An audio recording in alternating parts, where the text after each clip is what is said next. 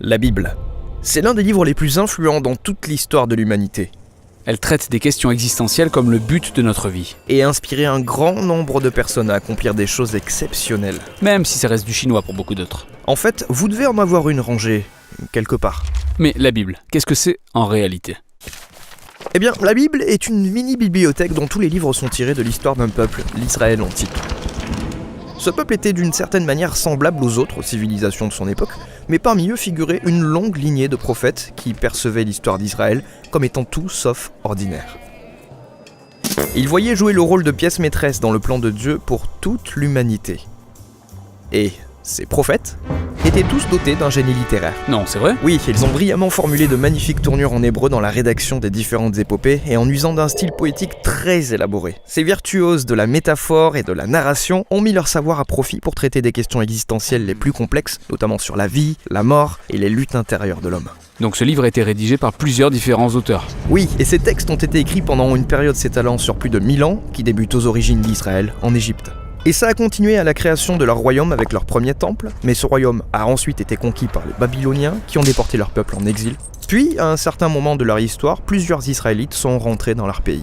Ils ont bâti un second temple, ils ont fait en sorte de se reconstruire une identité, et c'est à ce moment-là que les écritures juives ont commencé à être assemblées pour prendre la forme que nous leur connaissons aujourd'hui. Ok, c'est la Bible juive. Que contient-elle ? Eh bien, en hébreu, on la désigne par un acronyme Tanakh. On a le T de Torah, qu'on appelle aussi la loi. Ces 5 livres constituent les textes fondateurs de l'histoire d'Israël. Le N de Nevi'im, qui veut dire prophète en hébreu. Cette section est une compilation de livres historiques relatant les récits d'Israël du point de vue des prophètes. Il y a également les livres poétiques, rédigés par les prophètes eux-mêmes. Et on a le K de Ketuvim, qui veut dire écrit en hébreu. C'est une collection variée comprenant des livres poétiques, des livres de sagesse et bien d'autres récits.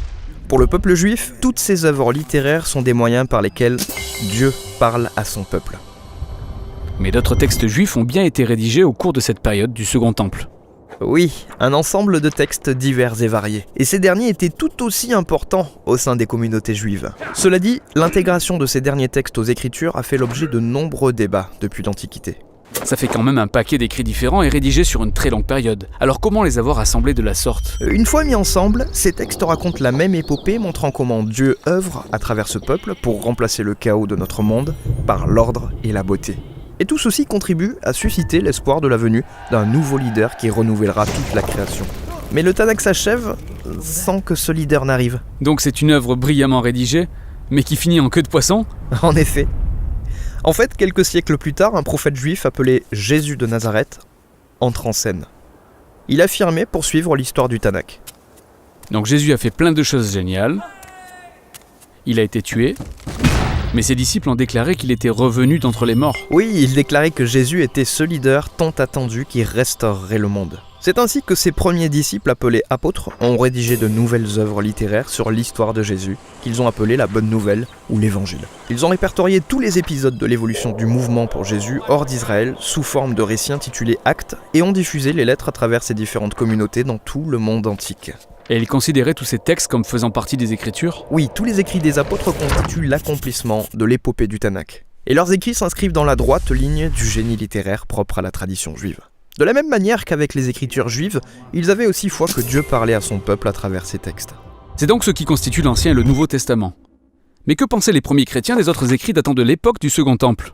Eh bien, il y avait plusieurs avis divergents selon les groupes, mais on sait que ces livres étaient lus et suffisamment importants pour être intégrés aux écritures juives, puis transmis aux générations suivantes. On se retrouve donc avec le Tanakh, les écritures juives, ces autres œuvres datant de l'époque du Second Temple, et les écrits des apôtres sur Jésus. Ça fait un sacré paquet d'écrits au final. Alors, que contient ma Bible ? Le christianisme a beaucoup muté en 2000 ans, et dès le départ, tous les chrétiens se sont accordés sur le fait que le Tanakh et le Nouveau Testament constituaient les Écritures. Et pendant des siècles, une grande partie des textes du Second Temple étaient lus dans le cadre de la tradition biblique. L'Église catholique a fini par les officialiser en intégrant certains livres de cette collection sous le nom de livres deutérocanoniques. Certaines églises orthodoxes utilisaient même davantage de livres de la littérature du Second Temple, puis arriva la Réforme au XVIe siècle, où les chrétiens protestants ont préféré revenir aux écrits originaux des prophètes et des apôtres, et ont dès lors choisi de se référer uniquement à l'Ancien et au Nouveau Testament. D'accord, je pense avoir compris. Mais comment se fait-il qu'une collection de livres rédigés par différents auteurs, sur une période de plus de 1000 ans, puissent tous raconter la seule et même histoire ? Eh bien, c'est la question à laquelle répondra notre prochaine vidéo.